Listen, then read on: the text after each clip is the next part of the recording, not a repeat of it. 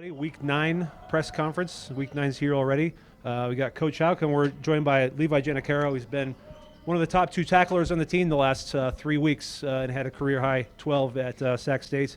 And Chris Walker helped Montana rushing game to 200-plus yards in 2 of the last 3 games. And, Coach, we'll start with you. Your final thoughts on the Sacramento game before we look ahead to Weber State. Okay. Just very disappointed. Lost on the road to the number 2 team in the nation in a game where we never trailed till regulation was over. Felt like we had the game in control through the night and, just couldn't catch a break. So it's on to Weber State. Another huge test on the road. They're a good football team. They're tough. They're really big. They're giant up front, particularly on offense. I think they played really well in all 3 phases through the first 2/3 of the season. So be a big test, and we're excited for the challenge and going back to work today.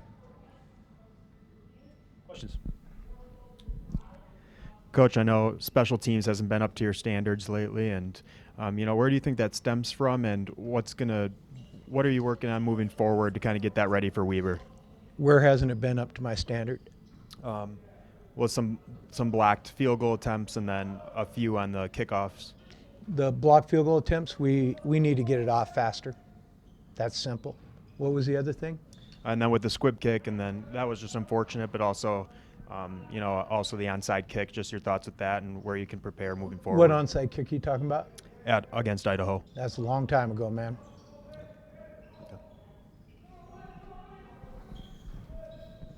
Levi's Tabor kind of mentioned off the jump. You just have had a couple really productive games recently, and you've had a lot of QB hurries, tackles for losses on third downs, things like that.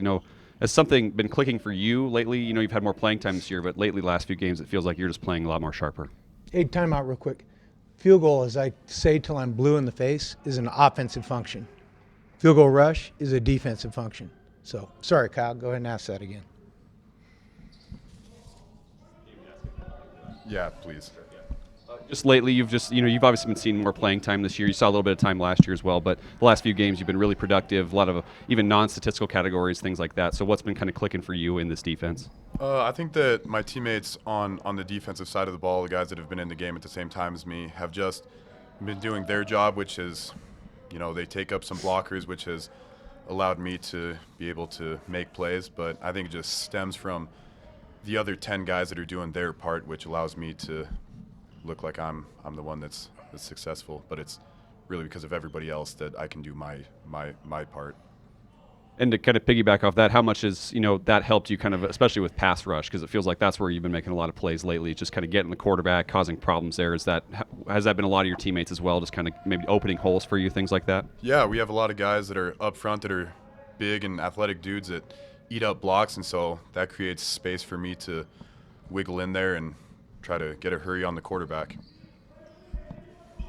Coach, when you're breaking down Weber State, how much do you play into the game from last week? Because it was such a weird game. I mean, they had the ball for like 3 minutes in the whole first half because of the kick return, punt return, blocked kick, all that stuff. So how much do you take away from last week's game? Well, it's the most recent game, so it's big in the breakdown. Yeah, I mean, their offense is their offense, their defense is their defense. The flow of the game doesn't necessarily go into the breaking down of tendencies or anything like that.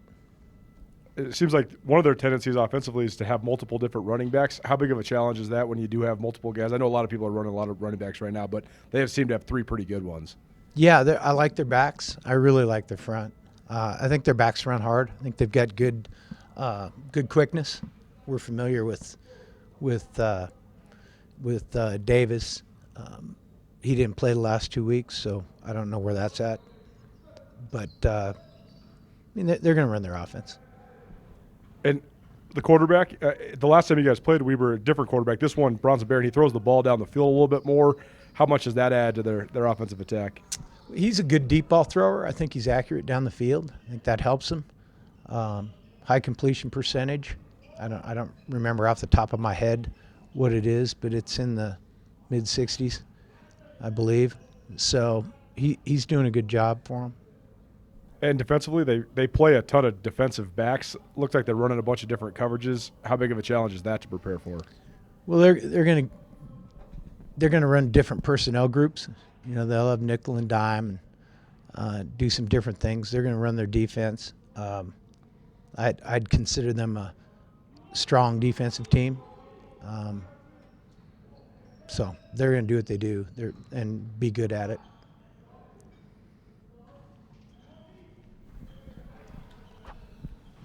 Bobby, to Coulter's point, kind of seems like the only thing that was holding Weber back from being a contender was the quarterback play. Sorry, I'll try to speak up. You're good. I can hear you. I know the quarterback play kind of felt like the only thing holding them back the last couple of years. I'm wondering, just looking at him on tape, what are some of the things that stand out from you to his game as far as it adds to the offense from the last time you saw him? Well, he's hitting passes down the field, and he's completing a high percentage of them. I don't know how much they're checking or what they're asking him to do. He seems to be doing a pretty good job in the RPO game. So those are the things. And Chris, obviously Coach just mentioned with the defensive front and the challenges they bring. What have you seen on film? What kind of stands out to you when you look at their front and trying to prepare for them on Saturday? I mean, both sides of the ball, they look pretty decent. Good team, strong team. Each week is the same. You got to learn from the week before, flush that game, move on to the next. So spend these next few days and learn what we can.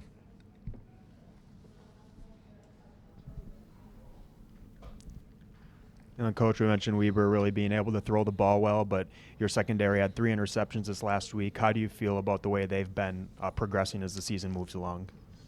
Well, I think our defense has played pretty well throughout the season.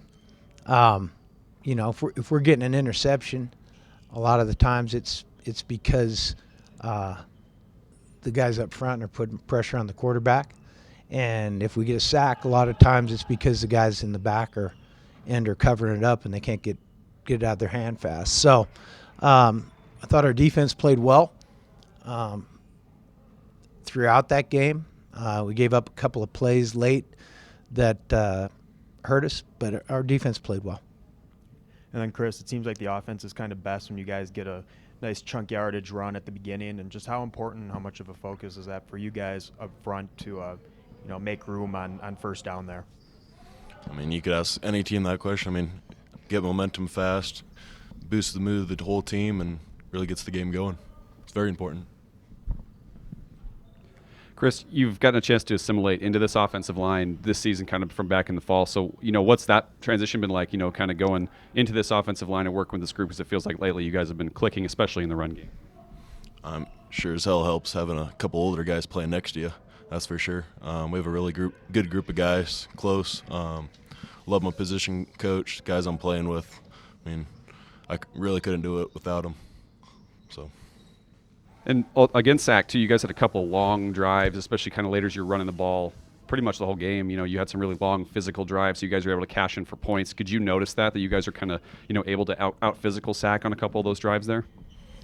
Yeah, definitely. That's a good feeling. It goes back to getting the momentum going, and you look to your left or right, see your guys moving their guys. It hypes you up. Keep going. Simple as that.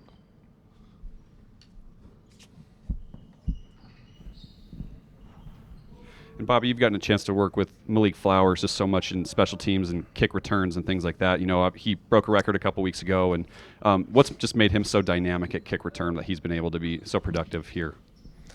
Well, I'm going to talk about the other guys too, right? They're working hard for him, but Malik's a good returner. He's confident in the return and the guys that are playing with him. And then I think for the most part he sees it pretty well. He has an understanding of where it might break for him based on the call, and so he's pretty fearless in that regard. Had some real nice returns on Saturday, obviously.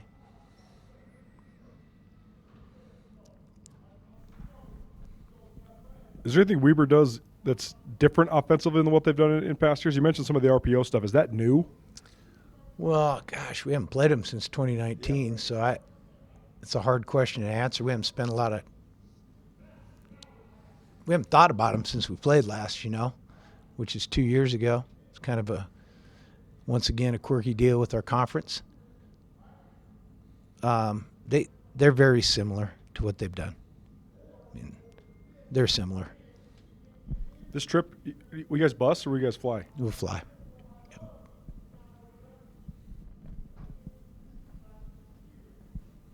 Anybody else? Thanks, guys. Thank you.